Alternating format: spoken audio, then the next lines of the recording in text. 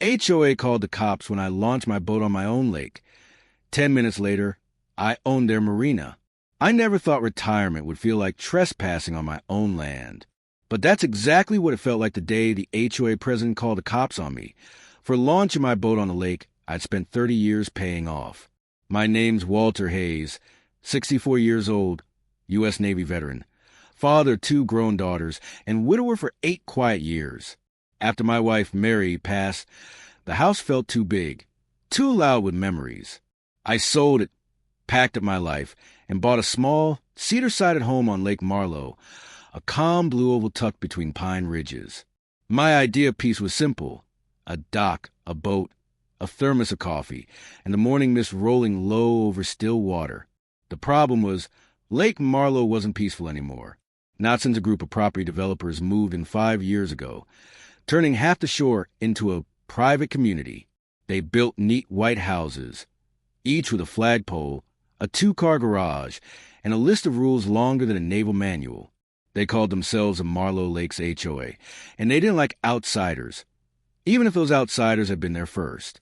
I wasn't one for confrontation, but I wasn't one to bow my head either. That morning, the air was cool and smelled faintly of rain. I backed my old aluminum fishing boat, the Second Chance, down the narrow ramp I had built by hand 20 years ago. My dog, Rusty, an old golden retriever with a gray muzzle, watched from the truck bed, tail thumping slow. As the hull kissed the water, I felt that old piece slide back in, until a voice behind me cut the morning in half. "Sir, you can't launch that here." I turned. A woman in a pressed white blouse stood at the top of the gravel drive, arms folded, clipboard in hand. Karen Jennings, HOA president, mid-50s, the kind of woman who probably ironed her towels. "This is private lake property," she said, tapping her clipboard like it was a badge. I smiled calm. "Ma'am, I think you're mistaken. This ramp's on my land. Been here since '98. Her lips thinned. "Yes, but you're disturbing the aesthetic. Our community regulations don't permit unauthorized launches. You'll have to use a marina like everyone else." I almost laughed. The marina was on the far side of the lake, behind gates, charging $30 a day to park a boat. And I'd built my ramp long before her community even existed. "I don't answer to your HOA," I said evenly. "I've got the deed right inside my house if you'd like to see it." But she didn't care about deeds. She cared about control. 15 minutes later, a sheriff's cruiser rolled up my drive. The deputy stepped out, a young man with kind eyes and an awkward smile.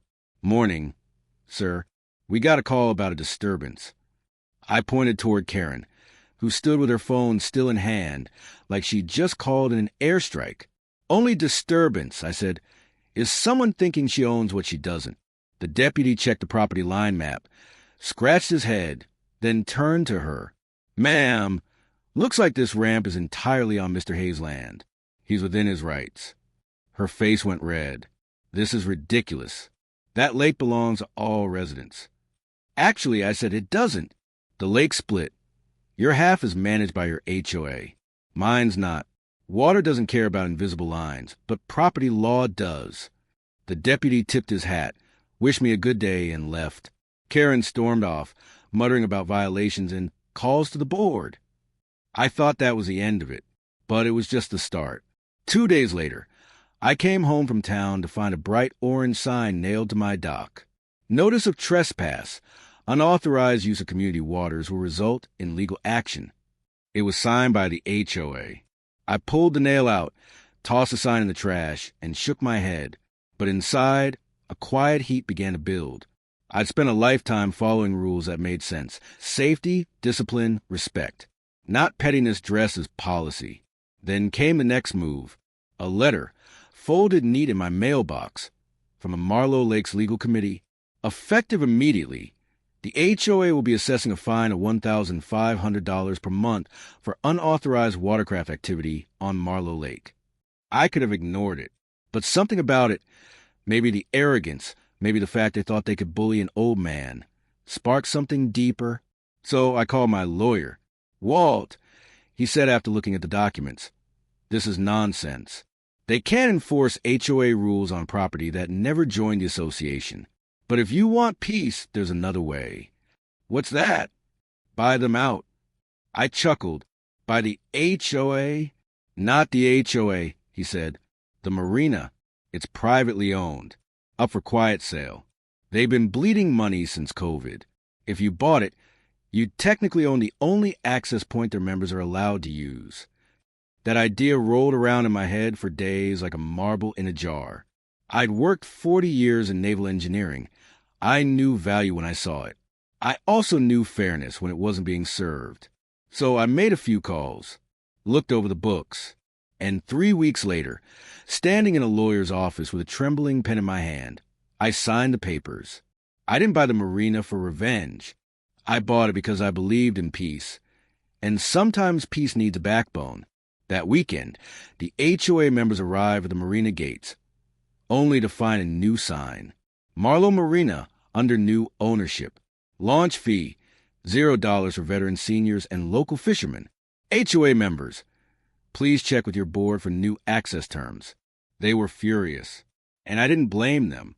I would have been too, if I'd built my comfort on controlling others. Karen showed up at my door again, this time with her husband in tow.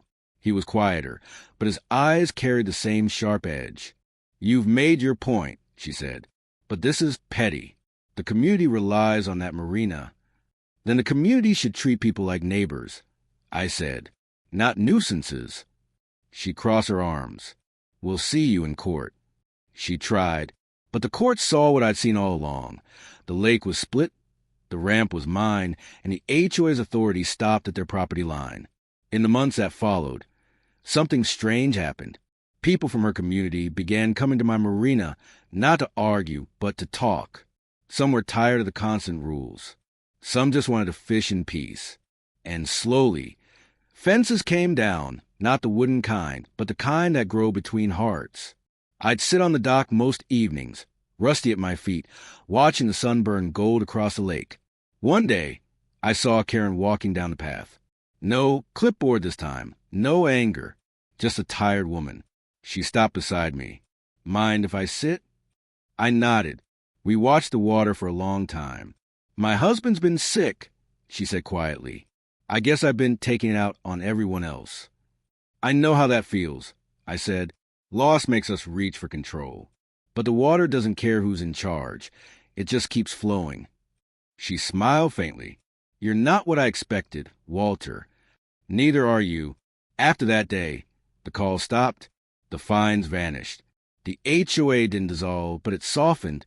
People started waving again when they drove by. A year later, I hosted a summer cookout at the Marina.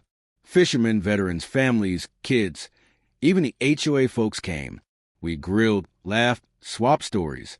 I looked out over the lake and saw something I hadn't seen in years. Community, real and human. And when the sun dipped low, painting the water copper and red, I thought of Mary. She used to tell me, don't fight for pride, Walt, fight for peace. I'd finally understood what she meant, because peace isn't the absence of noise or conflict. It's the presence of fairness, earned through patience and a little courage. That night, as the fireflies came out, Karen walked over with a tray of lemonade. She looked around at the laughter, the boats bobbing gently, the kids skipping stones, and said softly, You know, I was wrong about you. I smiled. We were both wrong about a few things. She laughed. You still keeping the Marina free for veterans? Always. Even for former HOA presidents. I chuckled, especially them. The lake shimmered under the moonlight, calm again. Not because anyone won, but because we all finally remembered it wasn't about ownership. It was about belonging. And maybe that's a lesson I'd waited my whole life to learn. Sometimes the best kind of victory isn't proving you're right. It's helping others see what peace looks like when you stop fighting over who controls the water and start sharing the view.